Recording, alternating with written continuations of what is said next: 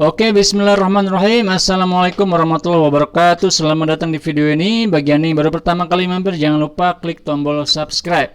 Oke teman-teman, masih menjelaskan tentang perkembangan Islam di wilayah Asia Tenggara. Kita sudah bahas di pertemuan lalu tentang perkembangan Islam di wilayah Vietnam. Kali ini saya akan mengajak teman-teman membahas satu negara lagi, yaitu adalah Singapura. Salah satu negara dengan perkembangan ekonomi yang paling bagus di wilayah Asia Tenggara. Dan juga mungkin salah satu negara terkaya di dunia ya, meskipun penduduknya sedikit ya. Oke teman-teman, mau tahu bagaimana perkembangan Islam di sana? Simak video ini sampai habis.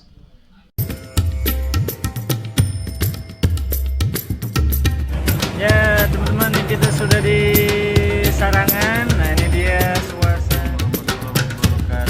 Teman-teman sekalian.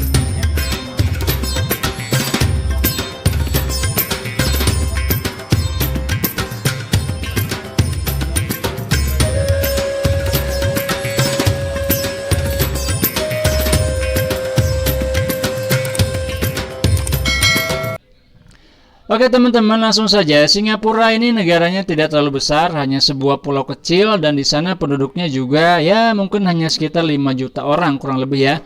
Dan sebenarnya Singapura ini tadinya adalah bagian dari Malaysia seperti kita ketahui, dan kemudian Singapura ini nanti menjadi salah satu pusat perdagangan yang penting di wilayah Malaysia sampai kemudian nanti akhirnya memisahkan diri.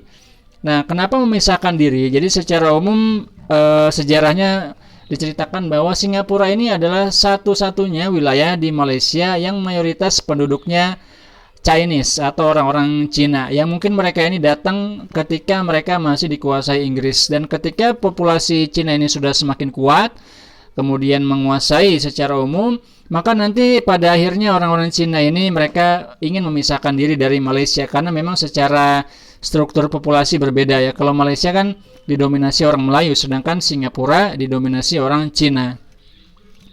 Singapura merupakan negara kepulauan yang terletak negara pulau sebenarnya di penghujung selatan Semenanjung Malaya.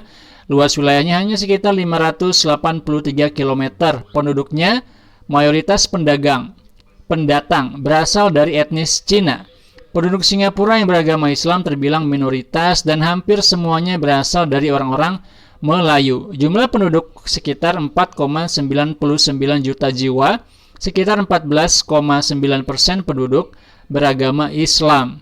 Sedangkan mayoritas beragama Buddha 42,9%, ateis 14,8%, Kristen 14,6%, Taoisme 8% dan Hindu 4%.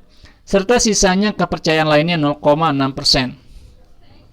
Singapura telah menjadi rute bagi pedagang muslim dari Timur Tengah sejak abad ke-15, menjadi sejarah masuknya Islam di Singapura. Cara masuknya Islam ke Singapura tidak jauh berbeda dengan cara masuknya Islam ke negara-negara di Asia Tenggara. Islam masuk ke Singapura dengan cara perdagangan yang dilakukan oleh bangsa Arab yang melalui daerah perairan Singapura. Adanya pernikahan pedagang Arab dengan penduduk setempat kemudian tinggal dan menetap di Singapura membantu Islam berkembang di daerah ini. Mereka membentuk suatu komunitas tersendiri dan mendirikan perkampungan di sana. Para pedagang yang menetap berdakwah dengan menjadi imam dan guru agama bagi komunitasnya. Komunitas ini juga memiliki sistem pendidikan agama yang berjalan secara tradisional seperti belajar dari rumah ke rumah dan dilanjutkan dari masjid ke masjid. Pada tahun 1800 Masehi, pusat pendidikan tradisional berada di Kampung Gelam dan kawasan Rocor. Peranan guru-guru dan imam menjadi sangat penting dalam mengembangkan penghayatan terhadap agama Islam bagi muslim di Singapura. Mazhab yang dianut oleh muslim di Singapura adalah mazhab Syafi'i dengan paham teologi Asy'ariyah.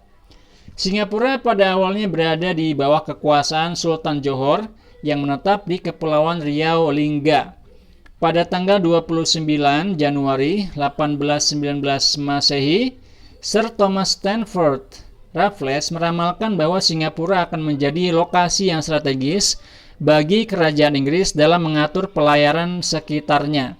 Dengan demikian, akhirnya pada tanggal 31 Januari 1819, Raffles membuat kesepakatan dengan Sultan Johor untuk mendirikan pusat perniagaan di Singapura.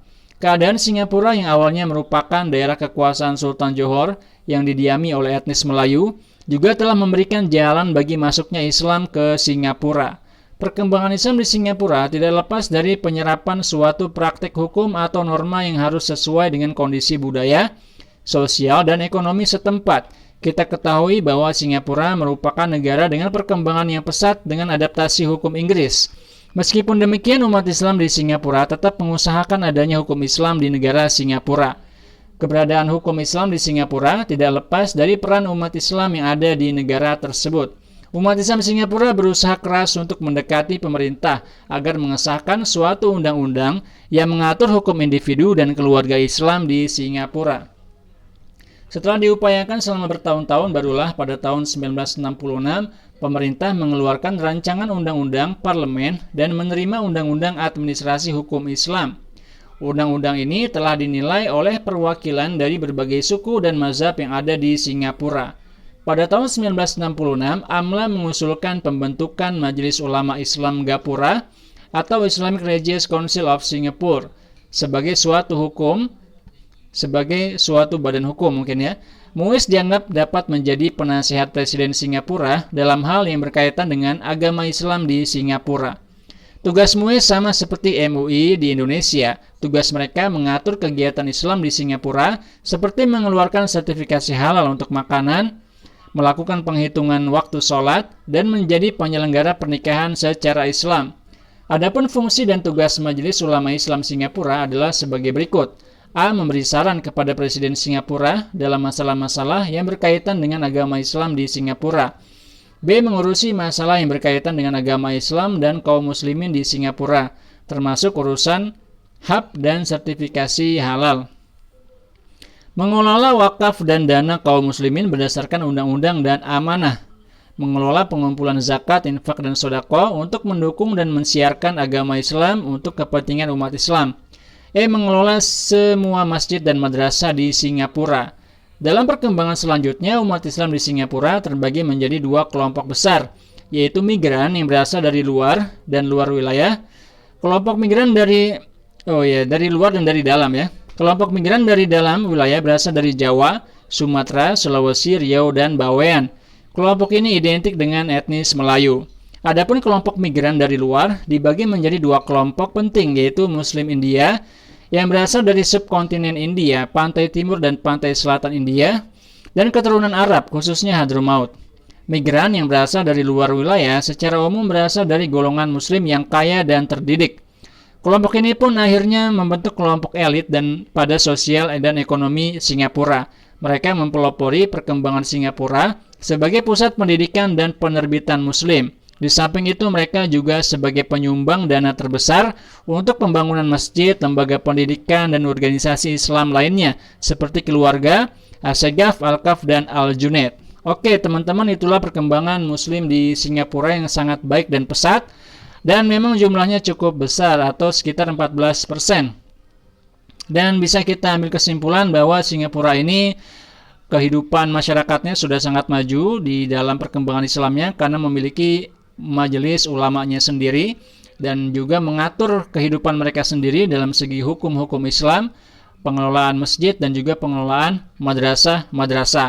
Ya, jumlah pelajar Singapura di Mesir cukup banyak dan mereka bisa langsung kuliah di Universitas Al-Azhar tanpa harus mengulang sekolah lagi di SMA. Artinya apa? Mereka sudah melakukan penyetaraan ijazah dan kemampuan akademik mereka pun cukup bagus ya. Saya bertemu dengan beberapa siswa, ketua pelajarnya, saya juga sempat berkomunikasi dan memang perkembangannya sangat bagus dan cukup baik di wilayah Singapura. Jadi Singapura bukan negara sekuler murni, tapi orang-orang beragama di sana termasuk orang-orang Muslim juga difasilitasi untuk melakukan kegiatan keagamaan, termasuk juga pembelajaran pendidikan dengan sangat baik.